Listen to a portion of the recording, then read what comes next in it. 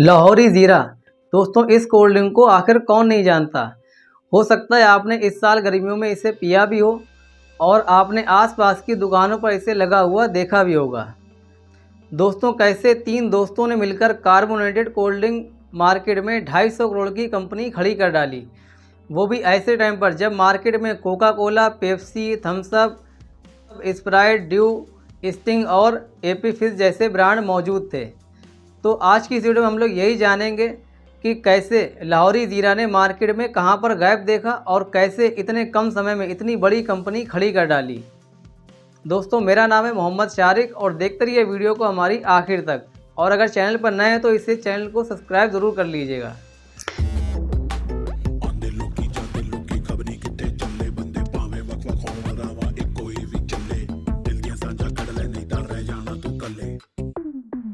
मसालेदार, मजेदार, हर कोई पी रहा लाहौरी ज़ीरा। दोस्तों, ये बात है साल 2017 की। पंजाब के मोहाली में तीन दोस्त थे, सौरभ मुंजल, सौरभ भुटना और निखिल डोडा। निखिल डोडा अक्सर घर के कुछ मसालों से टेस्ट की चीज़ें बनाते रहते थे।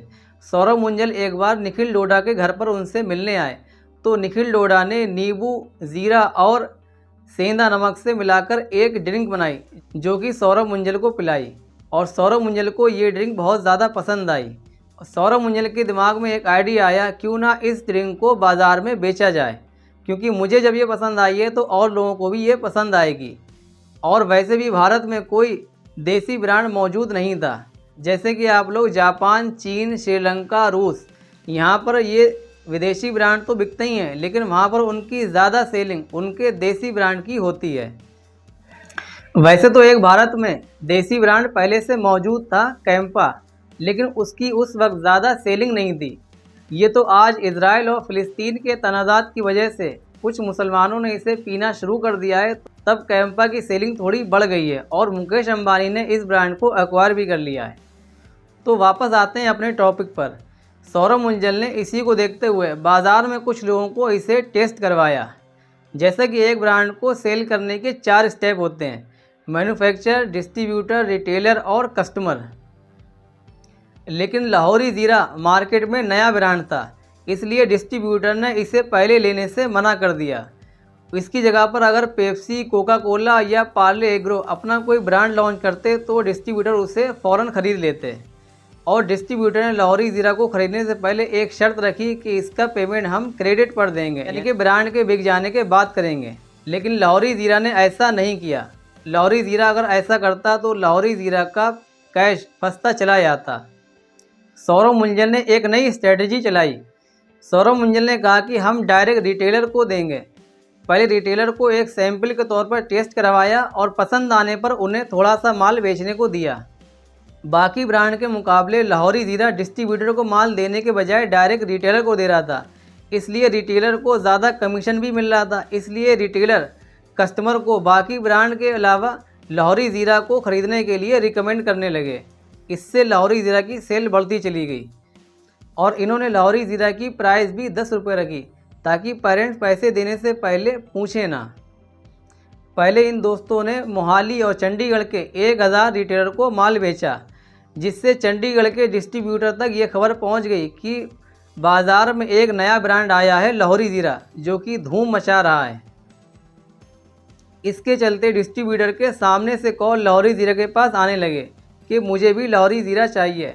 इसको लेके डिस्ट्रीब्यूटर लाहौरी ज़ीरा को एडवांस में पेमेंट देने लगे और लाहौरी ज़ीरा की सेलिंग की रोटेशन इतनी अच्छी थी कि अगर कोई रिटेलर लाहौरी ज़ीरा की एक बोतल आज खरीदता है तो वो तीसरे दिन हर हाल में वो बोतल बिक ही जाती है।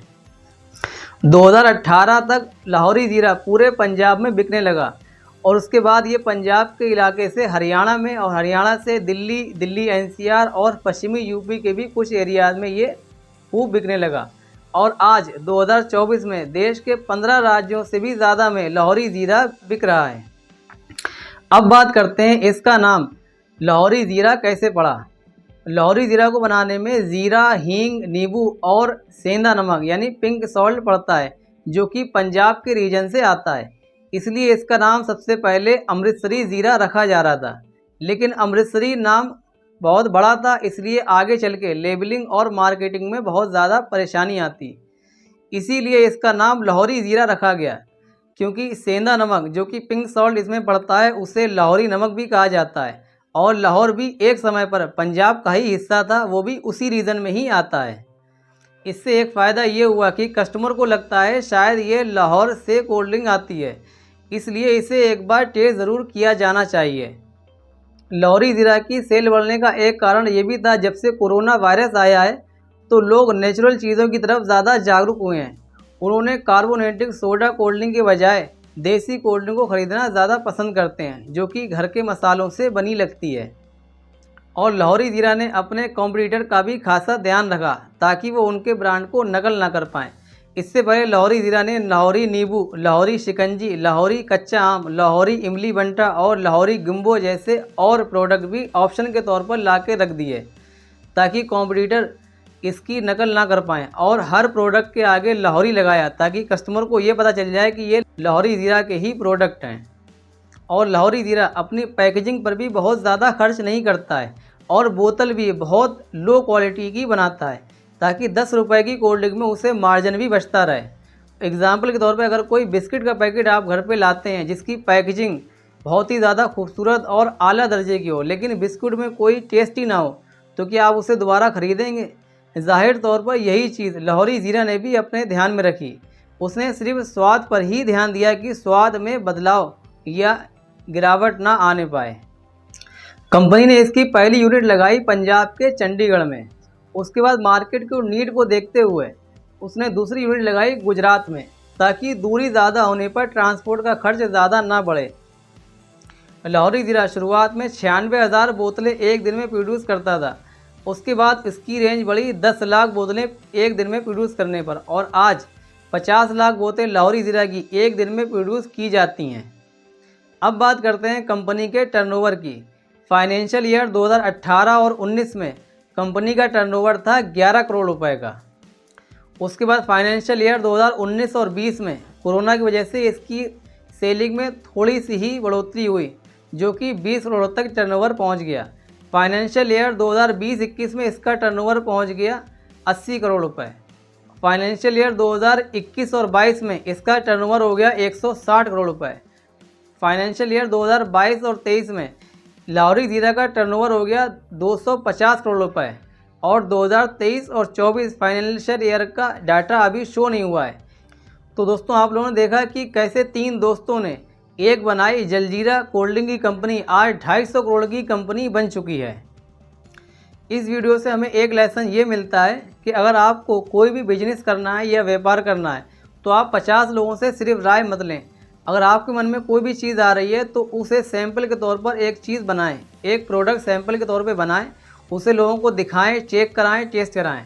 अगर उसका फीडबैक अच्छा आता है तो उसी पर काम करना शुरू करें और उसी पर आगे बढ़ें, और उसका फीडबैक अच्छा नहीं आता है तो आप उससे पलट कर किसी दूसरी और चीज़ पर ध्यान दें। बस यही बिजनेस का फंडामेंटल है। उम्मीद है आपको ये वीडियो अच्छी लगी होगी, और अगर वीडियो अच्छा लगा हो तो इसे लाइक कर दें और ज़्यादा से ज़्यादा अपने कॉन्टैक्ट पर, अपने मिलने वालों पर इस वीडियो को शेयर कर दें। और अगर नए हैं तो चैनल को सब्सक्राइब ज़रूर कर दें। दोस्तों, मैं भारत के 5 सक्सेसफुल ब्रांड के ऊपर एक सीरीज़ वीडियो लेके आने वाला हूं, जिसका ये पहला वीडियो है। अगले स्टेप में 4 वीडियो आपको और देखने को मिलेंगे जो भारत के टॉप 5 सक्सेसफुल ब्रांड बन चुके हैं, जिससे सीखकर आप भी बिजनेस शुरू कर सकते हैं और बिजनेस के लेसन सीख सकते हैं। दोस्तों, मिलते हैं नेक्स्ट वीडियो में। तब तक के लिए आप सभी का बहुत बहुत शुक्रिया।